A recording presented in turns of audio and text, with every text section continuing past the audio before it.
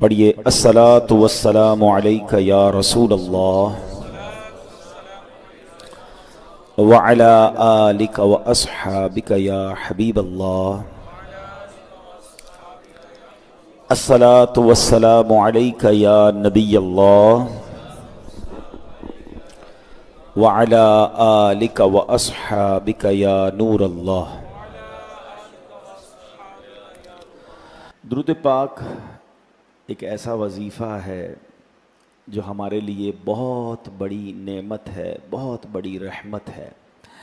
یعنی ایک ہی وظیفے سے نارملی دنیا میں یہ ہوتا ہے کہ ایک چابی سے ایک تالا کھلتا ہے، مگر جو ہوٹل کا کاروبار کرتے ہیں ان کے پاس ایک ماسٹر کی بھی ہوتی ہے جو ایک چابی سے سارے ہی تالے کھل جاتے ہیں۔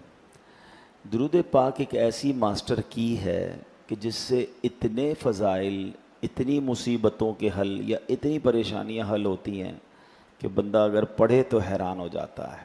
یعنی ہوتا ہے نا، لوگوں میں کہتے ہیں بھائی کوئی روزی میں برکت کا وظیفہ دے دیں، کوئی کہتا ہے صحت کے لیے وظیفہ دے دیں، کوئی کہتا ہے جناب فلاں کام ہو جائے، اولاد کے لیے وظیفہ۔ الگ الگ وظائف، الگ الگ چیزیں ہوتی ہیں، مگر درود پاک کو اگر ہم غور سے دیکھیں اور جو حدیثوں میں اس کے فضائل آئے ہیں تو دنیا، آخرت، روزی، اولاد، پریشانیاں، تمام چیزوں کے لیے، یعنی اتنی لمبی لسٹ ہے کہ سبحان اللہ، درود پاک سے وہ مسائل حل بھی ہوتے ہیں اور مصیبتیں آسان بھی ہوتی ہیں۔ تو اللہ کرے کہ ہم درود پاک کثرت سے پڑھنے والے بن جائیں۔ ایک بڑی پیاری حدیث ہے، سرکار دو عالم صلی اللہ علیہ وسلم کا فرمان ہے، جس نے مجھ پر صبح و شام 10 بار درود شریف پڑھا اسے قیامت کے دن میری شفاعت ملے گی۔ اب 10 بار درود پاک میں کتنی دیر لگتی ہے؟ الصلاۃ والسلام علیک یا رسول اللہ، یہ بھی درود پاک ہے۔ صلی اللہ تعالی علی محمد صلی اللہ علیہ وسلم، یہ بھی درود پاک۔ مختصر درود پاک بھی ہیں، تھوڑے طویل درود پاک بھی ہیں، لیکن فضیلت کیا ہے کہ سرکار دو عالم علیہ السلام فرماتے ہیں اسے بروز قیامت میری شفاعت ملے گی۔ تو پھر کیوں نہ ہم درود پاک کثرت سے پڑھیں۔ اور یہ تو ایسا وظیفہ ہے کہ کہتے ہیں نا، جتنا گڑ ڈالو گے اتنا میٹھا ہوگا۔ تو جتنا پڑھتے جائیں گے اتنے مسئلے حل ہوتے جائیں گے، اتنی پریشانیاں انشاءاللہ دور، اور نامہ اعمال میں نیکیوں کا انبار لگ جائے گا۔ اچھا، یہ تو عام دنوں میں درود پاک پڑھنے کی فضیلت ہے۔ پھر اگر جمعہ کا دن آ جائے تو یہ اور اسپیشل ڈے ہے کہ حدیث پاک تقریباً ہر جمعے کو ہی سنانے کی کوشش کرتا ہوں تاکہ ہماری عادت بن جائے کہ حدیث پاک کا مضمون ہے کہ جو جمعہ کے دن 200 مرتبہ درود پاک پڑھے اس کے 200 برس کے گناہ معاف کر دیے جاتے ہیں۔ تب آپ سوچئے کہ یہ کتنی بڑی نیکی ہے۔ اور 200 برس کے گناہ، یہ ہم جئیں گے تو نہیں 200 برس، لیکن یہ سمجھانے کے لیے روایتیں ہوتی ہیں کہ تقریباً عمر بھر کے گناہ جو ہے اللہ کی رحمت سے معاف ہو جائیں گے۔ اچھا، جہاں جہاں یہ عمر بھر کے گناہ یا کئی سالوں کے گناہ معاف کرنے کی حدیثوں میں بات ہوتی ہے تو علماء فرماتے ہیں اس سے مراد یہ ہے کہ صغیرہ گناہ معاف ہو جائیں گے۔ اب جو کبیرہ گناہ ہوتے ہیں نا، بڑے گناہ جو ہوتے ہیں، یہ توبہ سے معاف ہوتے ہیں۔ تو درود پاک کے ساتھ ساتھ استغفر اللہ ربی من کل ذنب واتوب الیہ، صرف استغفر اللہ، توبہ کا بھی معمول بنائیں، استغفار کا بھی معمول بنائیں۔ ہم گناہ گار ہیں نا، صغیرہ کے ساتھ اللہ معاف کرے، کئی لوگوں کے کبیرہ گناہ بھی ہو جاتا ہے۔ تو استغفار کا معاملہ چلتا رہے، توبہ کا معاملہ چلتا رہے۔ خود سرکار دو عالم علیہ السلام کے بارے میں آتا ہے، روایتوں میں مضمون ملتا ہے کہ آپ فرماتے ہیں میں روزانہ 70 بار، اور ایک روایت کے مطابق روزانہ 100 بار استغفار کرتا ہوں۔ کون ہے میرے آقا؟ نبی پاک سے تو گناہ ممکن ہی نہیں ہے نا، آپ تو معصوم ہیں، آپ کے صدقے ہماری مغفرت ہونی ہے، مگر آپ فرماتے ہیں میں استغفار کرتا ہوں۔ یہ میری اور آپ کی تربیت کے لیے نا، اور ہم گناہوں کا انبار سر پہ لے کر بیٹھے ہیں مگر توبہ ہی نہیں کرتے، استغفار ہی نہیں کرتے، اللہ سے معافی نہیں مانگتے۔ What is the meaning of استغفار؟ اللہ سے معافی مانگنا ہے نا، رب کو بڑا پسند ہے بندہ معافی مانگے، توبہ کرے، شرمندہ ہو۔ تو اللہ کرے کہ دن کا کوئی، کم از کم سونے سے پہلے ہی بندہ پورے دن کے اعمال پر نظر اٹھائے اور نظر دوڑا کر اللہ سے معافی مانگ لے۔ ہمارے امیر اہل سنت مولانا الیاس قادری صاحب نے تو ایک بڑا پیارا طریقہ بتایا کہ روزانہ سونے سے پہلے صلاۃ التوبہ پڑھ لی جائے۔ ماشاءاللہ کئی عاشقان رسول کا یہ انداز ہے کہ عشاء کی نماز پڑھ لی یا تو عشاء کے بعد ہی صلاۃ التوبہ پڑھ لی، پوری عشاء پڑھ لی 2 رکعت، یا اللہ آج کے دن کے زندگی کے سارے گناہ معاف فرما، توبہ کی نیت سے 2 رکعت پڑھ لیں، بڑا اچھا عمل ہے۔ اور بہتر یہ ہے کہ جب بالکل سونے لگیں، عشاء پڑھنے کے بعد بھی کچھ لوگ جاگتے ہیں، تو بالکل سونے کا وقت آ جائے تو اس وقت تازہ وضو کر کے 2 رکعت پڑھ لے، تو فائدہ کیا ہوگا؟ ایک تو آخری عمل صلاۃ التوبہ ہوگا، اور دوسرا بندہ پھر باوضو بھی سو جائے گا۔ تو یہ بھی ہم چاہیں تو کر سکتے ہیں۔ تو درود پاک اور استغفار، درود پاک اور توبہ، یہ دونوں چیزوں کو اگر آپ ملا لیں تو اللہ نے چاہا صغیرہ گناہ بھی معاف، اللہ کی رحمت سے کبیرہ گناہ بھی معاف ہوں گے، اور میرا کریم ہمیں جنت میں بلا حساب داخلہ عطا فرمائے۔ آئیے مل کر درود پاک پڑھ لیں۔ صلو علی الحبیب صلی اللہ تعالی علی محمد صلی اللہ علیہ وسلم۔ جمعہ کے دن کے حوالے سے ایک بات کر لوں، پھر میں اپنے جو ہر جمعے کو ہمارا قرآن پاک کا ٹاپک ہوتا ہے ہم اس کی طرف آ جائیں گے، کہ جمعہ کے دن میں ایک بڑی نیکی اور ہم کر سکتے ہیں، اور وہ نیکی یہ ہے کہ ہم جمعہ کے دن، مثال دیتا ہوں، اگر میں یہ کہوں کہ آپ میں سے کون ہے جو ہر جمعے 4 لاکھ روپے اللہ کی راہ میں صدقہ کرنے کا ثواب کماتا ہے ہر جمعے، تو آپ کہیں گے ہر جمعے 4 لاکھ تو مہینے کے ہو گئے 16 لاکھ، کسی مہینے میں 5 جمعے آ گئے تو 20 لاکھ روپے، اچھا وہ بھی نفلی، زکوٰۃ نہیں۔ تو بندہ کہہ رہے اتنے پیسے تو ہر مہینے میں خرچ نہیں کر سکتا، کرنے والے کرتے ہیں لیکن ہر بندہ تو نہیں کر سکتا۔ مگر ماشاءاللہ میں نے آج دیکھا، اور میں کئی جمعوں سے دیکھتا ہوں کہ کئی ہمارے اسلامی بھائی وہ ہیں جو ہر جمعے تقریباً 4 ساڑھے 4 لاکھ روپے صدقہ کرنے کا ثواب کما رہے ہیں، انہیں مبارک ہو۔ اب وہ کیسے؟ اب ذرا سمجھیے کتنا آسان کر دیا اللہ نے ہم پر یہ نیکیاں کمانا۔ حدیث پاک کا مضمون ہے، جمعہ کے دن جب ہم نماز کے لیے آتے ہیں نا مسجد میں، تو جمعے کے دن مسجد کے دروازے پر فرشتے کھڑے ہوتے ہیں جو آنے والوں کے نام لکھتے ہیں۔ دیکھیں کیسا جمعے کے دن کا پروٹوکول ہے کہ ہم بڑے بڑے سیمینار میں جائیں، کسی بڑی تقریب میں جائیں تو باہر لوگ بیٹھ کر نام لکھتے ہیں، رجسٹر ہوتا ہے نا، انٹری کرتے ہیں۔ مگر جب نماز کے لیے آتے ہیں جمعے کے دن تو مسجد کے دروازے پر فرشتے کھڑے ہوتے ہیں اور وہ آنے والوں کا نام لکھتے ہیں۔ یعنی سبحان اللہ، آج ہم سب فرشتوں کے قریب سے گزر کر اللہ کے گھر میں آئے ہیں، اور اللہ کی رحمت سے امید ہے ہم سب کا نام رجسٹر میں لکھ لیا گیا ہوگا۔ اور ہاں، روایتوں میں آتا ہے جب امام خطبہ دینے کھڑا ہو جاتا ہے تو فرشتے بھی رجسٹر بند کرتے ہیں اور مسجد میں آ کے بیٹھ جاتے ہیں۔ تو جو بالکل خطبے کے ٹائم آتے ہیں نا، آخر میں آتے ہیں، تو ان کا نام ہی نہیں رجسٹر میں درج ہوتا، تو جلدی آنا چاہیے۔ اور پھر سرکار دو عالم علیہ الصلوۃ والسلام نے فرمایا کہ جمعہ کے دن سب سے پہلے آنے والے ایسے ہیں جیسے انہوں نے اللہ کی راہ میں اونٹ صدقہ کیا ہو۔ اونٹ کتنے کا آتا ہے آج کل بھائی؟ 4 ساڑھے 4 لاکھ سے تو کم کا نہیں ہے نا۔ تو مبارک ہو یہ پہلی 1-2 صفوں والوں کو، اور میں دیکھتا ہوں ان میں سے کچھ وہ ہیں جو ہر جمعے پہلے آتے ہیں۔ تو انشاءاللہ جو جلدی آئے گا، فرمایا اب پہلے آنے والا ایسا ہے کہ جس نے اونٹ صدقہ کیا، فرمایا اس کے بعد آنے والا ایسا ہے کہ جس نے گائے اللہ کی راہ میں صدقہ کی۔ تو ماشاءاللہ یہ 3rd 4th صف والے ان کو بھی مبارک ہو۔ پھر فرمایا اس کے بعد آنے والا ایسا ہے کہ اس نے مینڈھا صدقہ یعنی بکرا صدقہ کیا۔ پھر آنے والا ایسا ہے جس نے مرغی صدقہ کی، اور آقا علیہ الصلوۃ والسلام فرماتے ہیں اس کے بعد آنے والا ایسا ہے جیسے اس نے انڈا صدقہ کیا۔ بات کہاں سے چلی؟ اونٹ سے، اور کہاں پہنچ گئی؟ انڈے پر۔ اب جو جتنا دیر سے آ رہا ہے وہ اپنے ثواب میں اتنی کمی کر رہا ہے، اور جو جتنا جلدی آ رہا ہے 10 15 20 منٹ کی بات ہے نا، مگر اگر سوچیں کہ ہر جمعے اگر مجھے اونٹ صدقہ کرنے کا ثواب مل رہا ہے تو سبحان اللہ، میں تو شاید اب میں کئی ایسے ہوں گے جو پوری زندگی میں کبھی اونٹ صدقہ نہیں کیا ہوگا، مگر ہر جمعے اونٹ صدقہ کرنے کا ثواب۔ تو جمعے کے دن کی یہ اہمیت کو محسوس کیجیے۔ اب میں دل پر چوٹ کرنے کے لیے کہہ دیتا ہوں، سمجھانے کے لیے کہہ دیتا ہوں۔ ویسے تو مجھے یہ والا واقعہ یا یہ حدیث سب سے آخر میں سنانی چاہیے تھی، جب وہ دیر سے آنے والے بھی آ جاتے تو ان کو یہ بات سمجھانی تھی۔ بہرحال آپ میں مزید شوق پیدا ہو جائے، اور چونکہ لائیو بھی جا رہا ہے، کہ اگر ہم یہ اعلان کر دیں، ماشاءاللہ ہماری کمیٹی کے ذمہ دار بھی بیٹھے ہیں، کہ فیضان غوث پاک مسجد میں جو پہلی 2 صفوں والے لوگ ہیں ہر جمعے کو انہیں 25-25 ہزار روپے دیے جائیں گے، اس کے بعد والی 2 صفوں والوں کو 10-10 ہزار دیے جائیں گے، اور پھر جس کی بھی اس نیچے والے گراؤنڈ میں جگہ مل گئی اس کو 5,000 دیے جائیں گے. سچ بتائیں پہلی 2 صفوں میں کتنے بجے لوگ آ جائیں گے؟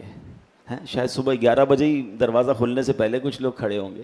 میں سمجھانے کے لیے کہہ رہا ہوں کہ دنیا کا نفع ہو, دنیا کا پروفٹ ہو تو ہم اس کے لیے فوراً بڑھتے ہیں, آگے جاتے ہیں. میرے اور آپ کے نبی علیہ الصلوۃ والسلام کا فرمان سنا رہا ہوں نا, ان سے زیادہ حق بات کون کرے گا؟ ہیں ان کی زبان سے یہ وعدہ ملا ہے کہ جو جمعے میں سب سے پہلے آتا ہے اس کو اونٹ صدقہ کرنے کا ثواب ہے. تو پھر مجھے یہ شوق پیدا کیوں نہیں ہوتا کہ یار دنیا کی دولت, دنیا کے نفع اپنی جگہ, مجھے جنت میں بھی تو انشاءاللہ نعمتیں چاہیے نا, تو میں ایسے اعمال کیوں نہ کر لوں کہ جو تھوڑی سی ایفرٹ ہے, تھوڑی سی کوشش ہے اور اس کا اجر اتنا زیادہ ہے. تو نیت کریں انشاءاللہ جمعے کے دن اہتمام کے ساتھ. یہ بھی ایک مسئلہ ہے کہ کچھ لوگ تو ماشاءاللہ بڑے اہتمام سے آتے ہیں اور کچھ لوگ ویسے ہی آ جاتے ہیں. ایسا نہ کریں. مجھے اندازہ ہے جمعہ ورکنگ ڈے ہے تو آپ جاب پر بھی ہوتے ہوں گے, کاروبار پر بھی ہوتے ہوں گے, لیکن اگر کسی کو لگتا ہے کہ میں جمعے کے دن نوکری کر یا کام کر کے اٹھ کر آتا ہوں تو کپڑے میلے ہو جاتے ہیں, کپڑے صاف ستھرے نہیں رہتے, یا آج کل گرمی بہت ہے تو مجھے اسمیل آتی ہے, تو یاد رکھیں کہ پھر جمعے کے لیے کوئی لباس الگ رکھیں اور اپنی جاب پر ہی چینج کر کے آ جائیں. جتنا اہتمام کریں گے نا, جتنا اس نماز کا, مسجد کا, اللہ کے گھر کا اکرام کریں گے, انشاءاللہ رب کریم اتنی عطاؤں سے نوازے گا. تو اللہ پاک ہم سب کو جمعے کا ادب نصیب فرمائے اور مسجد کے اندر جلدی آنے کا شوق ہمیں عطا فرمائے. ایک بار پھر درود پاک پڑھ لیں. صلو علی الحبیب صلی اللہ تعالی علی محمد صلی اللہ علیہ وسلم. ہر جمعے کو ہم الحمدللہ قرآن پاک کی کوشش کرتے ہیں کہ کسی اہم آیت, ہر آیت ہی اہم ہے, مگر قرآن پاک کی ہم نے کچھ ایسی آیتوں کو بھی مارک کیا ہے اور جس پر ہم بیانات کا تسلسل کر رہے ہیں کہ جس میں اللہ کریم نے ایمان والوں سے براہ راست بات کی ہے. یا ایھا الذین آمنو کہہ کر, اے ایمان والو کہہ کر. تو آج انشاءاللہ اسی سلسلے میں ایک اور خوبصورت آیت ہم پڑھیں گے اور انشاءاللہ پہلے آیت پڑھیں گے, اس کا ترجمہ, اور اس کے بعد انشاءاللہ عز و جل اس کی تفسیر ہوگی. ترتیب وار دیکھیں تو یہ 9th آیت بنتی ہے, 9ویں آیت ہے, پارہ نمبر 3 ہے. سورہ بقرہ کی 2 آیتوں کی پہلے میں تلاوت کروں گا, اس کا پھر ترجمہ اور پھر اس کے تحت تفسیر اور کچھ باتیں سیکھیں گے. آیت نمبر ہے 267 268 سورہ بقرہ پارہ نمبر 3. اللہ کریم قرآن مجید فرقان حمید میں ارشاد فرماتا ہے, بسم اللہ الرحمن الرحیم, یا ایھا الذین آمنوا انفقوا من طیبات ما کسبتم ومما اخرجنا لکم من الارض ولا تیمموا الخبیث منہ تنفقون ولستم بآخذیہ الا ان تغمضوا فیہ واعلموا ان اللہ غنی حمید. الشیطان یعدکم الفقر ویأمرکم بالفحشاء واللہ یعدکم مغفرۃ منہ وفضلا واللہ واسع علیم. بڑی کمال کی آیت ہے. ترجمہ کیا ہے؟ اے ایمان والو. سبحان اللہ. یہ لفظ ہے نا, یا ایھا الذین آمنو, اے ایمان والو, اس کو انجوائے کیا کرو, اس پہ شکر ادا کیا کریں. الحمدللہ ہم ایمان والے ہیں. قرآن نے آپ سے اور مجھ سے بات کی ہے. قرآن میں کئی مقامات پر کافروں سے بات کی گئی ہے, کئی مقامات پر یا ایھا الناس کہہ کر, اے لوگوں کہہ کر بات کی گئی ہے. مگر سبحان اللہ کم و بیش 89 یا 90 ٹائمز اللہ نے براہ راست آپ سے اور مجھ سے بات کی ہے. اے ایمان والو, اے ایمان والو, او یو بلیورز, یا ایھا الذین آمنو. اے اللہ تیری مہربانی, تو نے ایمان والا بنایا ہے. خوشی ہے نا کہ اللہ نے ایمان والا بنایا. اور رب اب ایمان والوں سے کیا فرما رہا ہے؟ اے ایمان والو غور سے سنو. اللہ فرماتا ہے, اے ایمان والو, اپنی پاک کمائیوں میں سے اور اس میں سے جو ہم نے تمہارے لیے زمین سے نکالا ہے, اللہ کی راہ میں کچھ خرچ کرو. اور خرچ کرتے ہوئے خاص ناقص مال دینے کا ارادہ نہ کرو, حالانکہ اگر وہی تمہیں دیا جائے تو تم اسے چشم پوشی کیے بغیر قبول نہیں کرو گے. اور جان رکھو اللہ بے پرواہ حمد کے لائق ہے. شیطان تمہیں محتاجی کا اندیشہ دلاتا ہے اور بے حیائی کا حکم دیتا ہے, اور اللہ تم سے اپنی طرف سے بخشش اور فضل کا وعدہ فرماتا ہے، اور اللہ وسعت والا، علم والا ہے۔ سبحان اللہ، ایک آیت میں اتنا کچھ ہمیں سکھایا گیا ہے اگر ہم سمجھنے والے بنیں۔ اس کا شان نزول کیا ہے، اس کا بیک گراؤنڈ کیا ہے، یہ آیت کب نازل ہوئی اور یہ کس وجہ سے نازل ہوئی؟ بعض لوگوں کے بارے میں آتا ہے کہ وہ صدقات میں، اللہ کی راہ میں خرچ کرنے میں خراب مال دیا کرتے تھے، گھٹیا مال دیا کرتے تھے۔ ان کے بارے میں یہ آیت نازل ہوئی اور فرمایا گیا کہ اللہ تعالیٰ کی راہ میں اپنا کمایا ہوا پاکیزہ اور صاف ستھرا مال دیا کرو، نیز زمین کی پیداوار سے بھی راہ خدا میں خرچ کیا کرو، اور اللہ تعالیٰ کی راہ میں ناقص، گھٹیا اور ردی مال نہ دیا کرو۔ جب تم اللہ تعالیٰ سے اچھی جزا چاہتے ہو تو اس کی راہ میں مال بھی اعلیٰ درجے کا دیا کرو۔ یعنی جب اللہ سے اچھی تمہیں طلب ہے تو اس کی راہ میں جب خرچ کرنا ہے تو مال بھی اچھا خرچ کیا کرو۔ پھر فرمایا غور کرو کہ جس طرح کا گھٹیا مال تم راہ خدا میں دیتے ہو، اگر وہی مال تمہیں دیا جائے تو کیا تم قبول کرو گے؟ پہلے تو قبول ہی نہ کرو گے، اور اگر قبول کر بھی لو تو کبھی خوش دلی سے نہ لوگے بلکہ دل میں برا مناتے ہوئے لوگے۔ تو جب اپنے لیے اچھا لینے کا سوچتے ہو تو راہ خدا میں خرچ کیے جانے کے بارے میں بھی اچھا ہی سوچو۔ بہت سے لوگ خود تو اچھا استعمال کرتے ہیں، لیکن جب راہ خدا میں دینا ہوتا ہے تو ناقابل استعمال اور گھٹیا قسم کا مال دیتے ہیں۔ ان کے لیے یہ آیت میں عبرت ہے۔ اگر کوئی اچھی چیز کوئی چیز فی نفسی تو اچھی ہے، مگر آدمی کو خود پسند نہیں ہے، اب وہ دے رہا ہے تو کوئی بات نہیں، لیکن جہاں چیز اچھی نہیں ہے اور اس کو اس لیے پسند بھی نہیں ہے، وہ جب اللہ کی راہ میں دے رہا ہے تو اس پر اسے غور کرنا چاہیے۔ تو اب اس ایک آیت کا جو شان نزول ہے وہ کیا سمجھ آیا کہ اللہ کی راہ میں جب دینا ہے اچھا مال دینا ہے، اس لیے نہیں دینا کہ اب میرے کام کا نہیں ہے تو پھر میں اللہ کی راہ میں دے دوں۔ نارملی ہمارے یہاں یہی پرابلم ہے۔ یہ پہلے زمانے کے لوگوں کے لیے آیت نازل ہوئی، مگر آج کا زمانہ بھی دیکھیں تو اللہ کی راہ میں دینے کے لیے کون سا مال ہم دیتے ہیں؟ یار میرے لیے اب یہ کپڑے پرانے ہو گئے ہیں، پھٹنے لگے ہیں، چلو اللہ کی راہ میں دے دو۔ چپل ٹوٹ گئی ہے، چلو کسی غریب کو دے دو۔ کھانا بچ گیا ہے تو کسی مدرسے میں دے دیں۔ یعنی ہر وہ چیز جو میرے اور آپ کے کام کی نہیں ہے، ہمیں وہ اللہ کی راہ میں دینے کا جی چاہتا ہے، یا اس میں بھی بعض اوقات لوگوں کا چاہتا ہے، کچھ لوگ تو وہ بھی نہیں دیتے۔ لیکن چلے یہ بھی جو دے رہے ہیں، آپ خود سوچیں کہ ہم یہ کیا کر رہے ہیں۔ پھر قرآن نے بڑا زبردست ایک اس میں ایک آیت میں جو جز ہے نا کہ ذرا غور کرو، اگر یہ مال تمہیں دیا جائے، یعنی تھوڑی دیر کے لیے غور کریں کہ جو کھانا، جو کپڑے، جو بھی مال ہم اللہ کی راہ میں دے رہے ہیں، اللہ فرماتا ہے اگر وہ تمہیں دیا جائے تو تم قبول کر لو گے، تمہیں اچھا لگے گا۔ اچھا قبول کرو گے بھی تو دل سے قبول نہیں کرو گے۔ قرآن کیا کہتا ہے کہ اگر یہ مال تمہیں دیا جائے تو تم اسے چشم پوشی کیے بغیر قبول نہیں کرو گے، یعنی دل اچھا نہیں فیل کرے گا۔ یعنی ہم اللہ کی راہ میں وہ دے رہے ہیں جو مجھے اگر کوئی دے تو مجھے غصہ آ جائے۔ آپ سوچیں، اب ذرا امیجن کرتے جائیں، جتنے لوگ یہاں مجھے سن رہے ہیں، ہمارا دیا ہوا صدقے کا مال جس طرح کا ہم دیتے ہیں، مجھے کوئی دے تو مجھے کیسا لگے گا؟ کچھ لوگ جب یہ راشن وغیرہ بٹتے ہیں تو راشن بھی گھٹیا، بعض اوقات وہ بیچارہ غریب آدمی گھر جا کے وہ راشن کھولتا تو کہتا ہے یہ کیسا راشن دے، کیا خود کھاتے ہیں ایسا؟ غور کریں، تھوڑا دیں مگر کمال کا دیں، اچھا دیں۔ دیکھیں پہلے ایک بات سمجھیں، میرا اور آپ کا اللہ کی راہ میں خرچ کرنا اللہ کو تھوڑی پہنچتا ہے۔ کیا معاذ اللہ میرا کھانا، میرے کپڑے اللہ کے پاس جاتے ہیں؟ ادھر دل دیکھا جاتا ہے، یہ بندے کی نیت کیسی ہے، مجھ سے محبت کتنی ہے، میری راہ میں خرچ کرنے کے لیے گھٹیا، بیکار، پھینکنے والا۔ اچھا اب بہت سارے لوگ کہہ رہے ہوں گے کہ یار ایسا تو نہیں ہے، ہم ایسا ہر کوئی تو نہیں کرتا۔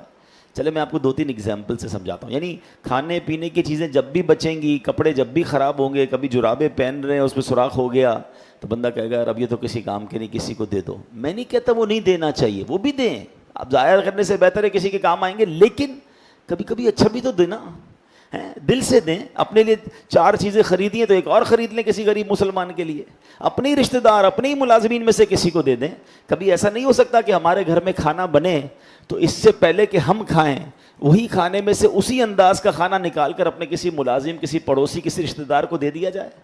ضروری ہے کہ پہلے میں کھا لوں پھر بچ جائے اور مجھے لگے کہ اب میں نہیں کھاؤں گا اور میرے کام کا نہیں ہے اور اب میں کسی کو دوں؟ اس میں کتنا فرق ہے اور اس میں کتنا فرق ہے؟ کیسی دل سے دعا نکلے گی کسی کو اگر آپ ایسا دیں گے تو؟ اب ذرا غور کریں، صرف یہ کھانے پینے میں نہیں ہے، ایک عجیب سی جس کو کہتے ہیں نا راہ خدا میں جب بھی دینے کی بات آئے گی تو شیطان ہم سے ڈنڈی لگواتا ہے۔ اب مثال کے طور پر ہماری مسجد میں تو خیر کم اعلان ہوتا ہے چندے کا، لیکن آپ لوگوں کو حصہ ملانا چاہیے جو ماشاءاللہ یہاں کے پرماننٹ نمازی ہیں۔ ظاہر ہے یہ مسجد فری میں نہیں چلتی، اس میں ماشاءاللہ ہر نماز میں آلموسٹ اے سی چل رہا ہوتا ہے، امام صاحب ہیں، مؤذن صاحب ہیں، اس کی صفائی ستھرائی ہے، اس کی مینٹیننس ہے۔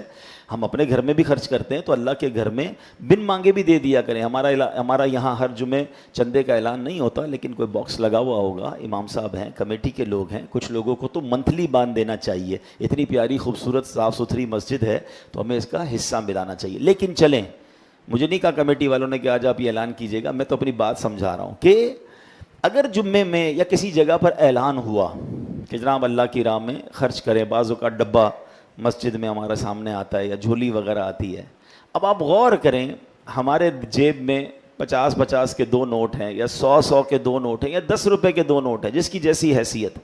آج حضرت نے کہا کہ چلو سخاوت دکھاتے ہیں، آج مسجد کے چندے میں پیسے ڈالتے ہیں۔ ایک کڑک نوٹ ہے اور ایک پرانا نوٹ ہے۔ سچ بتائیں مسجد کے ڈبے میں لوگ کون سا نوٹ ڈالتے ہیں؟ حالانکہ 50 روپے کا پرانا نوٹ بھی 50 کا ہی ہے، نیا نوٹ بھی 50 کا ہی ہے، لیکن اللہ کی راہ میں دینا ہے نا، چلو یار یہ پرانا پھٹنے والا ہے نا، اس کو دے دو۔ یعنی آپ سوچیں کہ جب اللہ کی راہ میں دینا ہے ہمیں کیوں یہ اندر سے آواز آتی کہ یار یہ جو کام کرنی ہے نا یہ والا دے دو۔ آپ نوٹ کو تو چھوڑیں، لوگوں کے بچے ہوتے ہیں نا، کسی کے 3-4 بچے ہیں، 5 بچے ہیں ماشاءاللہ، بندہ کہتا ہے یار میرا ایک بیٹا بڑا ہوشیار ہے، سارے جو ہے نا حساب کتاب میں بڑا پکا ہے، سبق بھی یاد کر لیتا ہے، یار اس کو تو ڈاکٹر بنائیں گے۔ اچھا دوسرا بچہ وہ گھر کے پل پرزے بھی ذرا ٹھیک کر لیتا ہے، بڑا ٹیکنیکل دماغ ہے، اس کو انجینئر بنائیں گے۔ تیسرا بچہ بہت شرارتی ہے، کوئی سبق یاد نہیں کرتا، تھوڑا سا چلنے میں بھی ٹیڑھا میڑھا چلتا ہے، معذور ٹائپ کا ہے، یار اس کو مدرسے میں دے دیں۔ آپ سوچیں کہ ہم اپنا اللہ کی راہ میں بچہ بھی وہ دیں گے جو میرے کام کا نہیں ہے، مدرسے میں بچے بھی وہی والے ڈالتے ہیں لوگ۔ یعنی آپ سوچیں یار یہ کتنی بڑی بے وقوفی۔ اچھا بعض اوقات پھر ہم کہتے بھی نظر آتے ہیں کہ یار آج کل کے علماء اپ ٹو ڈیٹ نہیں ہیں، آج کل کے علماء معاشرے کے مطابق بات نہیں کرتے، ان کو جناب لوگوں کی سائیکی کا نہیں پتہ۔ بھائی آپ نے بچے کون سے دیے مدرسے کو؟ دینا اپنے خاندان کا سب سے بہترین بچہ ہے ماشاءاللہ کہ بھائی یہ میرا بچہ سب سے بریلینٹ ہے، اس کو مفتی بناؤں گا، اس کو عالم بناؤں گا، ساری دنیا میں دین کا ڈنکا بجائے گا۔ مگر اللہ کی راہ میں بھی دینا ہے، بچہ بھی دینا ہے، اولاد بھی اگر دینی ہے تو جو میری بات نہیں مانتی، ہمارے پاس بھی آتے ہیں لوگ، میرا بیٹا جو ہے نا وہ بگڑ گیا ہے تو نشئی ہو گیا ہے تو بری صحبتوں میں ہو گیا، پلیز اس کو مدنی قافلے میں لے جائیں۔ بھائی اس صحبت سے پہلے مدنی قافلہ یاد نہیں آیا تھا؟ اگر پہلے ہی مدنی قافلے میں ڈال دیتے تو اس صحبت میں بھی نہ جاتا۔ جب بالکل بندہ ہار مان جاتا ہے نا اپنے بچوں سے، پھر آتے ہیں ہمارے پاس حضرت کچھ کریں کسی طرح مدد۔ لیکن آپ اور میں خود سوچیں نا کہ ہم اس وقت کہاں ہوتے ہیں کہ جب ہم فیصلہ کر رہے ہوتے ہیں کہ کس بچے کو کس فیلڈ میں ڈالنا ہے۔ آپ یقین کریں، آپ کبھی فیصلہ کر کے دیکھیے گا، آپ مایوس نہیں ہوں گے۔ اپنے گھر میں اپنے گھر کے بہترین فرد کو، چاہے وہ بیٹا ہے یا بیٹی ہے، اگر اللہ نے اس کو ذہن دیا ہے، اس کو ذہانت ہے، اس کے اندر قابلیت ہے، اسے آپ دین کا خدمتگار بنائیں اور پھر دیکھیں انشاءاللہ وہ کیسی دین کی خدمت کرے گا، آپ کی آنکھیں ٹھنڈی ہو جائیں گی۔ اور ایک بات اور یاد رکھیں، جو اللہ کے دین کی خدمت کرتا ہے نا، اللہ اسے بھوکا نہیں رکھتا ہے۔ بعض اوقات یہ بھی ذہن میں خبط سوار ہو جاتا ہے کہ یار اپنے بچوں کو دیندار بنا دوں گا تو ان کے فیوچر کا کیا ہوگا۔ مجھے ایک بات بتائیے، دنیا کی روزی دینے والا کون ہے؟ ذرا مل کر جواب دیں گے۔ اللہ دینے والا ہے نا۔ جو بچہ آپ کا اللہ کو راضی کرے گا، وہ بچے کو اللہ بھوکا رکھے گا، یہ کیسے ہو سکتا ہے؟ ارے اس کو غیب کے خزانوں سے آتا، اس کے برکت سے آپ کو روزی ملے گی۔ اگر آپ کی اولاد میں سے کوئی دین کا خدمتگار بن گیا نا، آپ نوٹ کر لیجئے گا، اس بچے کی برکت سے دیکھیں اللہ آپ کی روزی میں کیسی برکت ڈال دے گا کہ آپ کے گھر سے انشاءاللہ دین کی شمع روشن ہو رہی ہے۔ تو پلیز یہ غور کریں، یہ آیت تو جو میں نے پڑھی پچھلے لوگوں کے بارے میں نازل ہوئی تھی کہ جو خراب مال دیتے تھے اللہ کی راہ میں، مگر دل پر ہاتھ رکھ کر بتاؤ آج ایسا دور نہیں ہے؟ ہم میں سے کتنے لوگ ایسے ہیں کہ جب بھی اللہ کی راہ میں خرچ کرنے کی باری آتی ہے، ہم بار بار دعوت اسلامی والے آپ کے دل پر دستک ضرور دیتے ہیں، یاد دلاتے ہیں۔ آپ کو یاد ہوگا یہاں جنہوں نے بیان سنے ہوں گے رمضان میں بار بار یہ بات بتاتا رہا کہ دیکھو فطرہ اچھا دینا، ہیں جن کو اللہ نے نوازا ہے، اپنے کپڑے بہترین خریدنے ہیں، بچوں کے کپڑے عید کے بہترین خریدنے ہیں، اور اللہ کی راہ میں جب دینا ہے تو سب سے نیچی کیٹیگری والے فطرے کی پرچی بنا لیتے ہیں. یار اپنے لیے کبھی ایسا خریدتے ہیں؟ ابھی عید جنہوں نے منائی ہے، جو ماشاءاللہ جن کو اللہ نے نوازا ہے، انہوں نے اپنے بچوں کے لیے اپنے لیے بہترین کپڑے خریدے ہوں گے نا، بہترین جوتے خریدے. تو کیا اللہ کی راہ میں خرچ کرتے وقت یہ سب چیزیں کہاں رہ جاتی ہیں؟ تو قرآن کہتا ہے، میں آپ کو اللہ کا کلام سنا رہا ہوں کہ اللہ کی راہ میں جب خرچ کریں تو بہترین کریں، گھٹیا مال خرچ نہ کریں. اور یہ جملہ ڈرانے والا ہے کہ اے بندوں، اگر یہ مال تمہیں دیا جائے تو تم قبول کرو گے؟ یعنی اللہ فرما رہا ہے تمہیں دے تو برا لگے تمہیں کوئی، یعنی مجھے اور آپ کو کوئی پیکٹ میں وہی والا صدقہ، وہی والا چیز دے دے جو ہم کسی غریب کو دیتے ہیں، اللہ کی راہ میں دیتے تو کتنا برا لگے گا کہ یہ تحفہ لائے ہو میرے لیے، یہ پرانے کپڑے، پھٹے ہوئے کپڑے، بچا ہوا کھانا، کتنا برا لگے گا. اور یہی پیکٹ یا یہی تحفہ ہم اللہ کی بارگاہ میں بھیج رہے ہیں. سوچئے، 4 پارے کی پہلی آیت ہے. اللہ قرآن مجید میں فرماتا ہے لن تنالوا البر حتی تنفقوا مما تحبون. اے اللہ فرماتا ہے تم ہرگز بھلائی کو نہیں پہنچ سکتے جب تک اپنی سب سے پیاری چیز راہ خدا میں خرچ نہ کرو. بھلائی تک پہنچنا ہے تو کون سی چیز خرچ کرنی ہے؟ پیاری چیز، اچھی چیز جو آپ کی فیورٹ ہے، مزہ اس میں ہے. اچھا صحابہ کرام علیہم رضوان نے جب یہ سنا نا، یہ آیت سنی، ان کا ریئیکشن کیا تھا؟ ایک صحابی آئے، کہتے ہیں حضور میری ساری پراپرٹی میں سب سے پسند مجھے یہ باغ ہے، میں یہ باغ اللہ کی راہ میں صدقہ کرتا ہوں. ایک صحابیہ کہتے ہیں میرے حضور بہت ساری میرے پاس سواریاں ہیں، یہ گھوڑا مجھے سب سے زیادہ پسند ہے، میں یہ اللہ کی راہ میں دیتا ہوں. بیسٹ چیزیں لے کر آئے صحابہ. حضرت حسن بصری رحمۃ اللہ تعالی علیہ کے بارے میں آتا ہے آپ شکر کی بوریاں خریدتے تھے، شوگر، اور وہ بانٹتے تھے. تو لوگوں نے کہا حضرت پیسے بانٹ دیں، چینی کیوں بانٹتے ہیں؟ فرمایا چینی مجھے بڑی پسند ہے، میں چاہتا ہوں جو مجھے پسند ہے وہ اللہ کی راہ میں خرچ کروں. یہ مائنڈ سیٹ بنائیے نا. اچھا پھر شیطان ہے نا ابھی، اچھا دیکھیں سبحان اللہ، قرآن کا یہی تو کمال ہے، ساری چیزوں کو اس آیت میں کور کیا گیا ہے. اگلی آیت میں کیا فرمایا کہ شیطان تمہیں محتاجی کا اندیشہ دلاتا ہے. بھائی جب بھی آپ اللہ کی راہ میں خرچ کریں گے نا، شیطان دماغ میں کیا خیال لائے گا؟ بھائی اتنے خرچ کرے گا تو کم ہو جائیں گے، محتاجی آ جائے گی، فقیری آ جائے گی، پیسے کم ہو جائیں گے. اچھا یہ جو شیطان جب بھی اللہ کی راہ میں خرچ کرنے پر محتاجی کا خوف دلاتا ہے نا، انہی لوگوں کے ہم نے یہاں دیکھا کہ بچوں کی شادی میں یا دیگر جگہوں پر کروڑوں روپے خرچ ہو رہے ہوں گے، مگر جب اللہ کی راہ میں خرچ کرنے کی باری آئے گی نہیں کم ہو جائیں گے، تو سمجھ لو کہ یہ شیطان کا بارہ. یہ تو قرآن فرما رہا ہے، دوبارہ سن لیجئے. اللہ فرماتا ہے الشیطان یعدکم الفقر ویأمرکم بالفحشاء. فرمایا شیطان تمہیں محتاجی کا اندیشہ دلاتا ہے اور بے حیائی کا حکم دیتا ہے. پہلے اللہ کی راہ میں خرچ نہیں کرنے دیتا اور برے کاموں میں لگا رہا ہے. پھر فرمایا واللہ یعدکم مغفرہ. اللہ تبارک و تعالی تم سے بخشش، مغفرتم منہ و فضل، اور اپنے فضل کا وعدہ فرماتا ہے. ادھر شیطان محتاجی بتا رہا ہے، ادھر رب مغفرت کی طرف بلا رہا ہے، ادھر رب عز و جل کی طرف سے فضل کا وعدہ ہے. پھر فرمایا واللہ واسع علیم، اللہ وسعت والا، علم والا ہے. تو ہمیں یہ سوچنا ہے کہ شیطان کے ان وسوسوں میں نہ آئیں. شیطان تو کہے گا کہ بھائی محتاج ہو جاؤ گے. حدیث پاک کا مضمون ہے، اللہ کریم کے پیارے حبیب صلی اللہ تعالی علیہ وسلم فرماتے ہیں کہ میں قسم کھا کر کہتا ہوں اللہ کی راہ میں خرچ کرنے سے مال کم نہیں ہوتا. تو یہ بات طے ہے کہ جو خرچ کرتے ہیں ان کا مال کم نہیں ہوتا. اچھا اس آیت میں جہاں یہ ہماری تربیت کی گئی کہ اللہ کی راہ میں گھٹیا مال نہ دو، بہترین مال دو، اچھا مال دو، وہاں اسی آیت میں ہمیں یہ بھی سمجھایا گیا کہ زمین میں سے جو اللہ نے تمہیں عطا کیا اس میں سے بھی کچھ دیں. ٹھیک ہے، اب یہاں زمینداروں سے خطاب ہے. یاد رکھیے نبی کریم علیہ الصلوۃ والسلام نے فرمایا ہر اس شے میں جسے زمین نے نکالا اس میں عشر ہے یا نصف عشر ہے. اگر مجھے یہاں کوئی ایسے بھائی سن رہے ہیں جن کی زمینیں ہیں یا جو فصل کا کام کرتے ہیں، چونکہ یہ بیان لائیو بھی جا رہا ہے، بعد میں بھی اس کے شارٹ کلپس بنیں گے، یہ بہت بڑا مسئلہ ہے. خاص طور پہ ہمارے وطن پاکستان میں، پاکستان کو زرعی ملک کہا جاتا ہے. ہمارا 60-70% آبادی دیہی آبادی ہے جہاں فصلیں اگائی جاتی ہیں، مگر عشر دینے کے حوالے سے بہت کمزوری ہے. یاد رکھیے زکوٰۃ کے تو کئی سارے طریقہ کار بھی ہیں اور اس کی شرائط بھی ہیں کہ مال بھی ہو، سال پورا بھی ہو گیا ہو، صاحب نصاب بھی ہو، قرضہ وغیرہ بھی مائنس ہوگا، پوری تفصیل ہے نا. اس کے بعد جا کر زکوٰۃ ہے، وہ بھی 2.5%. لیکن زمین کے معاملے میں ایسا نہیں ہے. جو بھی فصل نکلے گی اس پر عشر دینا ہی ہوگا، آپ چاہے قرضے میں ہیں، لیکن جب زمین سے اللہ نے یہ پیداوار دی ہے، ہاں اس کی تفصیل ضرور ہے کہ کتنا دینا ہوگا۔ اب حدیث پاک سے اس کو مزید سمجھ لیں۔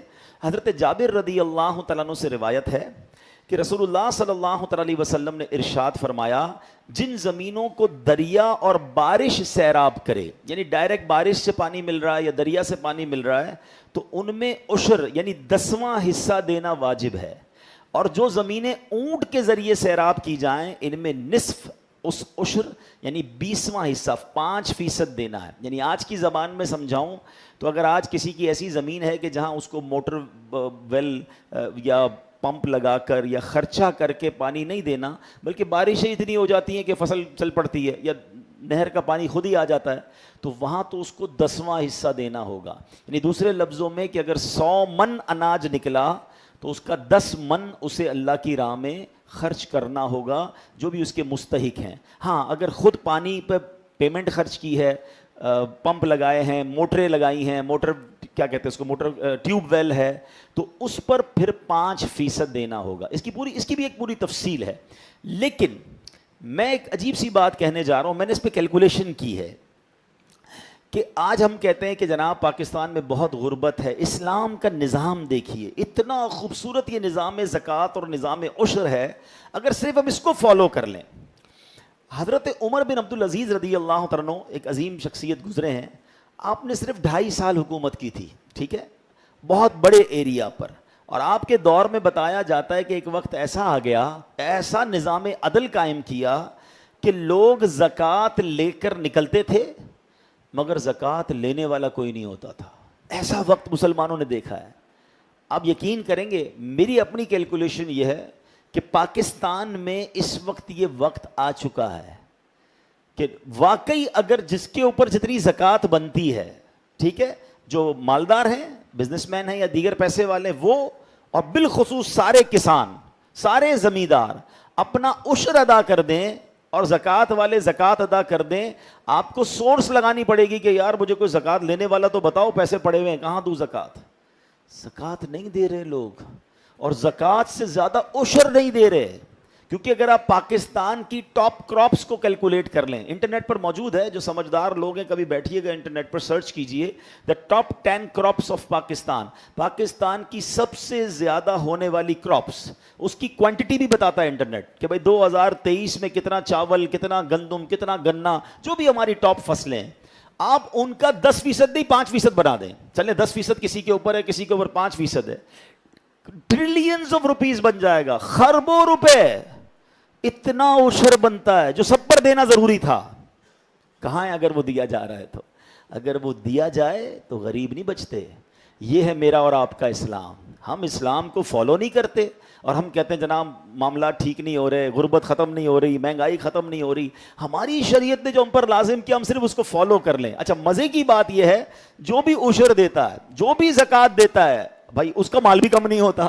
یا تو یہ ہوتا نا یار خربوں روپے نکل جائیں گے تو امیر لوگ کہیں گے ہمارے پیسے کم ہو گئے، ہوں گے نہیں، اور یہ پروفڈ ہے۔ جتنے بھی پراپر زکوٰۃ دینے والے لوگ اگر یہاں بھی بیٹھے ان سے پوچھ لیں، ہر سال ان کی زکوٰۃ بڑھتی ہے۔ کیسے بڑھتی ہے بھائی؟ آپ تو دیتے ہیں، کم ہونی چاہیے۔ سبحان اللہ، یہی تو زکوٰۃ کا فارمولہ ہے۔ مال خرچ کرتے جاؤ، اللہ اس میں برکت ڈالتا جاتا ہے۔ کئی فصلیں تباہ ہو جاتی ہیں، کئی باغات تباہ ہو جاتے ہیں، کبھی سیلاب آ جاتے ہیں، لوگوں کی فیکٹریوں میں آگ لگ جاتی ہے۔ میں نہیں کہتا ہر وقت یہی وجہ ہو، مگر حدیثوں میں یہ وجہ موجود ہے کہ مال جب تلف ہوتا ہے، مال جب برباد ہوتا ہے، تو اس کی ایک وجہ یہ ہوتی ہے کہ اس کی زکوٰۃ نہیں دی گئی ہوتی۔ بلکہ حدیث پاک میں مضمون ملتا ہے کہ اللہ کی راہ میں زکوٰۃ دے کر اپنے مالوں کو مضبوط قلعوں میں قید کر لو، تم سیکیور کر لو اپنے مال کو۔ تو پلیز جتنے لوگ مجھے سن رہے ہیں جن کے اوپر بھی زکوٰۃ بنتی ہے، اس میں سستی نہ کیا کریں۔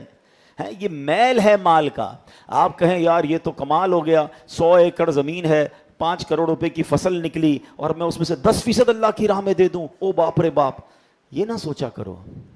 شریعت پر عمل کرو، اللہ اس 5 کروڑ میں بہت برکت ڈال دے گا۔ تم 50 لاکھ تو بچا لو گے، پورے 5 کروڑ ہی کہیں ضائع نہ ہو جائیں۔ اللہ ناراض ہو گیا تو اس سے برکت لے لے گا، پیسے تو ہوں گے، سکون نہیں ہوگا۔